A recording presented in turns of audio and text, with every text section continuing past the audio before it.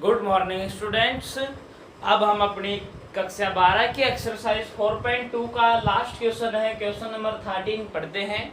और ये 13 क्वेश्चन है, थोड़ा हार्ड भी क्वेश्चन है, इसलिए इम्पोर्टेंट क्वेश्चन मान सकते हैं इसे। थोड़ा सा आपको एक्स्ट्रा माइंड यूज करना है इसका। क्या है क्वेश्चन की, यदि सारणिक डेल बराबर a1 b1 c1 a2 b2 c3 a3 b3 c3 यानी छोटे कैप स्मॉल में में a1 b1 c1 यानी कि इनके साथ में कैपिटल a1 b1 c1 है आदि क्रम से a1 b1 c1 आदि के सहखंड है। यानी कि समझने का मतलब ये है कि स्मॉल a1 का सहखंड क्या होगा, कैपिटल A, स्मॉल b1 का सहखंड कैपिटल b2, स्मॉल c1 का सहखंड कैपिटल C, इसका capital A2, capital B2, capital C2।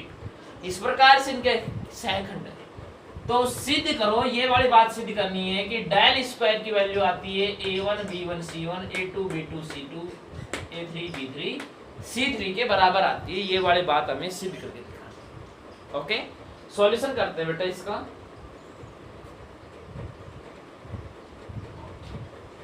कि सबसे पहले तो आपको दिया है वही बात लिख लेते हैं।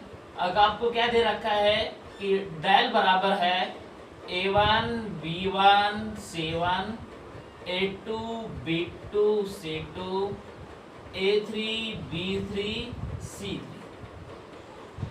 ये वाली बात हमें दिया है। और इसे मैं बोल देता हूं समीकरण नंबर फर्स्ट। अब एक काम आपको अपनी तरफ से और करना पड़ेगा। माना क्या माना कि डेल डैश बराबर मैं मान लेता हूं a1 b1 c1 a2 b2 c2 a3 b3 c3, और इसे मैं बोल देता हूं समीकरण नंबर 2। लेकिन इसमें क्या कंडीशन है कि ये कहां से आए हैं, a1 b1 c1, ये क्या है, सहखंड।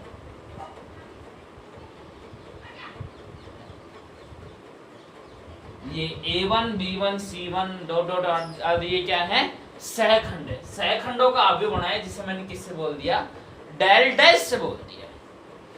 अब मैं करता हूं समीकरण 1 गुणा 2, समीकरण 1 और 2 को गुणा कर देते हैं। तो समीकरण 1 में है डेल इंटू समीकरण 2 में है डेल डैश बराबर समीकरण 1 में है a1 b1 c1 a2 b2 c2 a3 b3 c3 का गुणा करेंगे। डेल डैश है a1 b1 c1 a2 b2 c2 a3 b3 c3, इनको गुणा करेंगे।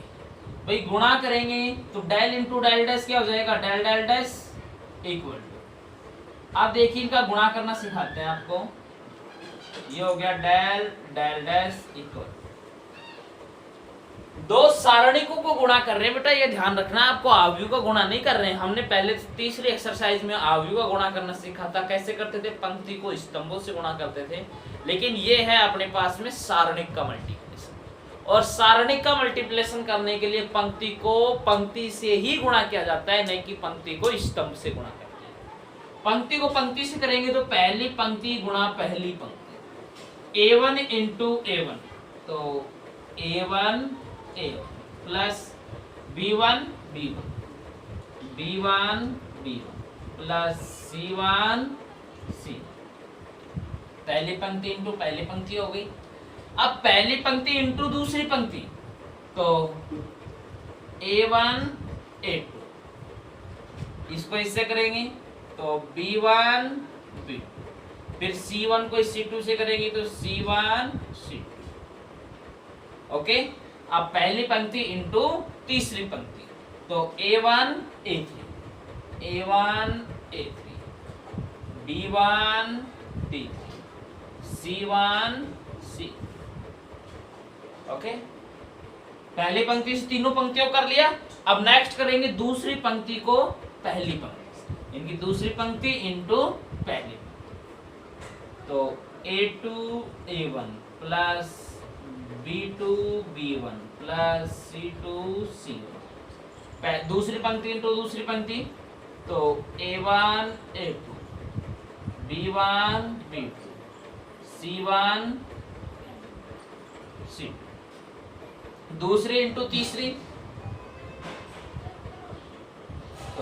2 में A2 A2 B2 B2 C2 C2, फिर दूसरी पंक्ति इंटू तीसरी, A2 A3 B2 B3 और C2 C3। अब तीसरी पंक्ति इंटू पहली पंक्ति, A3 A1 B3 B1 और C3 C1, तीसरी इंटू दूसरी, तो A3 A2 B3 B2 C3 C2 और तीसरी इंटू तीसरी, A3 A1 B3 B3 और C3 C। इस प्रकार के इनका क्या जाता है मल्टीप्लेक्स।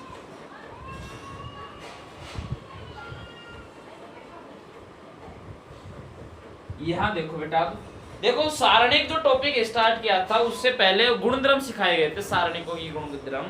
तो उसमें मैंने एक गुणधर्म सिखाया था कि यदि किसी सारणिक के अवयवों को उसी सारणिक के अवयवों के, यानी सारणिक का जो एक पंक्ति है उस पंक्ति के अवयवों को उसी पंक्ति के अवयवों के सहखंडों से, या किसी स्तंभ के अवयवों को उसी स्तंभ के अवयवों के सहखंडों से गुणा किया जाता है और फिर उनका योगफल किया जाता है, तो उसका आंसर कितना आता है, डेल आता है।